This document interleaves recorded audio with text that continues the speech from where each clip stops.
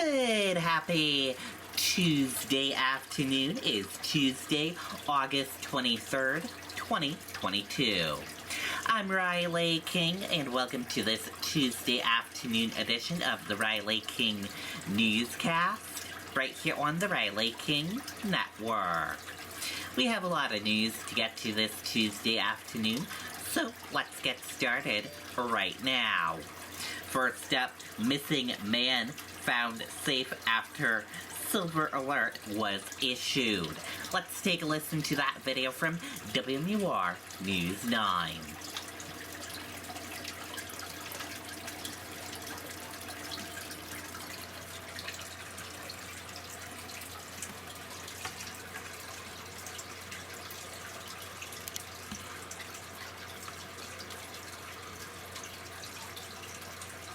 Thank you, Representative Pappas, for passing the Inflation Reduction Act.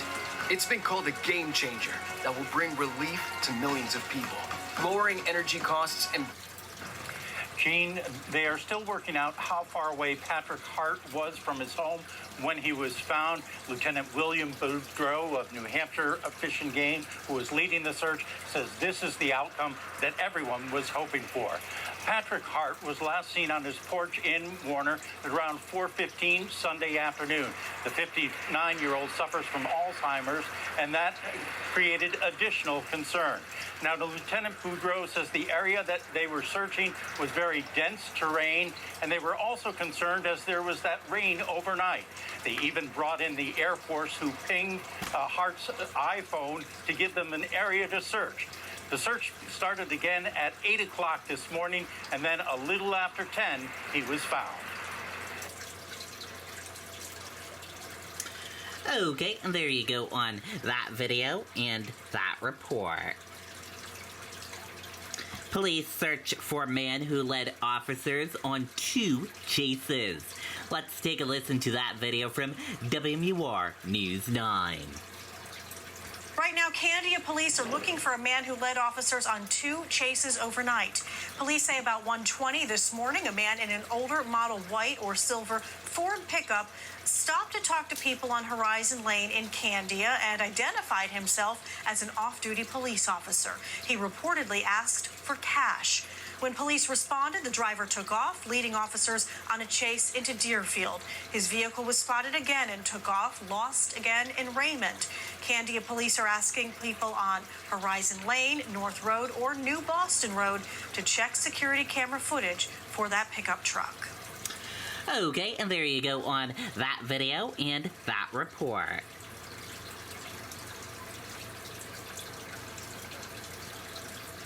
Man injured in shooting at parking lot outside Mall of Rockingham Park. Let's take a listen to that video from WMUR News 9.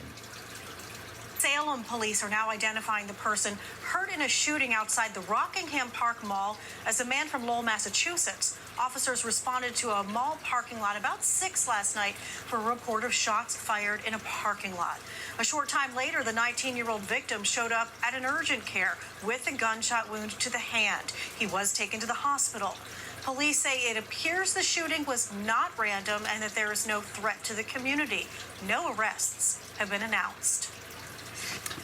Okay, and there you go on that video and that report.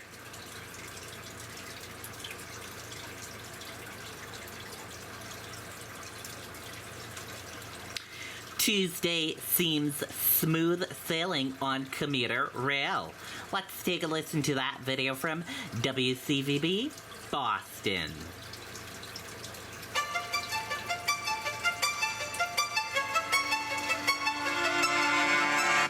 Jessica, and Mayor Wu is a regular rider of the Orange Line, so she speaks both as mayor of Boston and also from her experience as a regular rider. She says things have been going relatively smooth. Of course, the next big test is going to be once school comes back.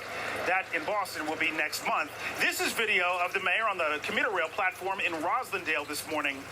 In addition to the Orange Line shuttle buses, the commuter rail is, of course, another option for commuters during the Orange Line shutdown, and that is the option that Mayor Wu went with today. Yesterday I took the shuttle bus and it was pretty smooth, but you have to change a couple times to get from out here in Roslindale downtown. Today I'm at the commuter rail. Looks like a pretty crowded platform, so I'm glad that people are taking advantage of this. It is free throughout the duration of the shutdown. And this is video from the commuter rail station in Malden Center this morning, where our crew found some Orange Line commuters opting to ride the commuter rail. Mayor Wu pointed out this morning the advantage of the commuter rail is the schedule, which gives some predictability. That, of course, allows riders to plan. And here at the Wellington Rail Yard in Medford, as you can see, construction work is continuing. T officials say they are pleased with the progress here on day 5 of the shutdown. Reporting live in Medford, Todd Kiskiewicz, WCVB News Center 5.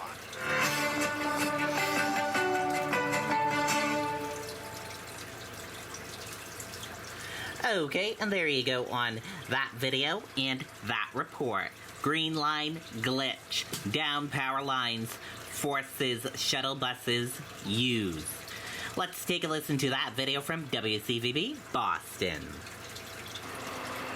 Well, Antoinette, the T says the problem was a wire on the tracks, but some commuters who spoke with said their biggest issue this morning was the lack of communication from the T. I'm very upset, very upset. My commute is 2 hours. Not knowing whether or not there's going to be a train is really frustrating. For riders on the B branch, that frustration came in the form of shuttle buses this morning, replacing Green Line service between Boston College and Babcock Street. I usually use Google Maps. I was just noticing that everything was down with the T. It kept saying delayed, canceled, canceled. I'm really new to Boston, so it's just kind of like, I thought this was good public transit. The T says the issue was caused by power problems after a downed wire ended up on the tracks at Comm Ave in Washington Street. Travel both inbound and outbound impacted as commuters tried to figure out where to go. This is normal. I wish that there was a little more communication because I didn't even know where the shuttle was going to stop. So it was kind of hard to, I'm just going to walk. By 7:30, regular service had resumed, and while compared to the month-long shutdown of the Orange Line, this morning's Green Line issue was small potatoes. But for those late to work or dealing with the stress of how to get to school, it was just the latest frustrating commute, courtesy the MBTA. And I just want to go to work without it being a hassle. Now, we also learned today of 2 incidents involving construction equipment being used for the Orange Line project. One of those incidents near Wellington Station, the other near the Ruggles crossover. The T says there were no injuries in either incident, and neither of those situations will impact the reopening schedule of the Orange Line. Reporting live in Boston, Matt Reed, WCVB News Center 5.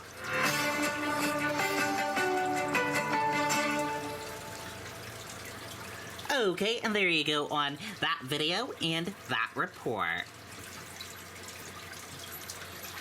Water main break on Blue Hill Ave in Milton. Let's take a listen to that video from WCVB Boston. Get to you to some breaking news right now. Sky 5 is over a water main break. This is in Milton right now on Blue Hill Ave, happening in the 600 block of that typically pretty busy roadway, not too far from Mattapan. You can see there is a lot of water there in the streets and a little bit of a hole there off to the side of the road. Cars do seem to be getting through, but you still want to steer clear of that area if you can.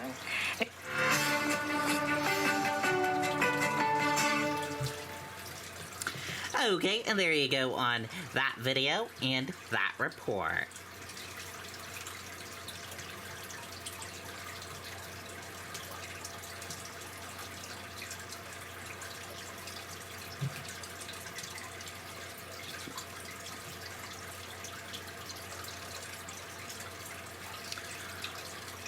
Ohio teachers go on strike just as nation faces shortages in schools.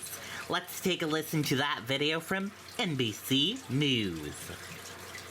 This morning, with back to school in full swing nationwide,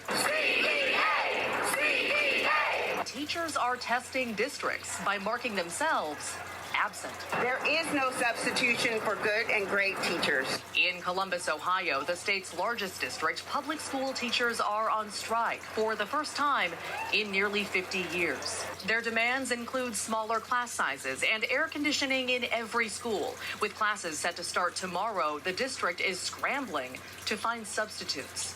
Our community's children are the board's priority, and our final offer, we felt, did reflect that. We are doing this for the students. The Columbus Flash, the latest classroom flashpoint. Over the weekend, roughly 2,000 custodial and transportation workers in Philadelphia public schools also voted to strike, demanding better pay and... You all want active shooter training. They're asking for the training that you think they'd be getting already. A sobering stressor for modern teachers who also balance ever-changing COVID restrictions and soaring rates of anxiety among students. It's taking a toll, with an estimated 300,000 public school teachers and staff having left the field between February 2020 and May 2022. A recent NBC News poll finding just 25% of parents are confident public schools will be adequately staffed this year. In Columbus, after years of remote learning, mom Kristen McCormick worries how her first grader Ezra will feel when his teacher isn't in class Wednesday. We have struggled as a family to maintain a sense of normalcy and a routine. So this is just sort of another log on the fire. And of course, a lot of teachers say that key complaint, that common complaint, is that notoriously low pay. So to put this in perspective, according to one study, public school teachers make on average 20% less than professionals with similar education levels and experience. Craig? Yeah, it's really quite sad. Maggie Vesper for us there. Maggie, thank you. Okay, and there you go on that video and that report. That did it for this afternoon edition of the Riley King Newscast, right here on the Riley King Network. Thank you for tuning in for this afternoon edition. Have a great rest of your afternoon. Goodbye, and see you later on today for another newscast.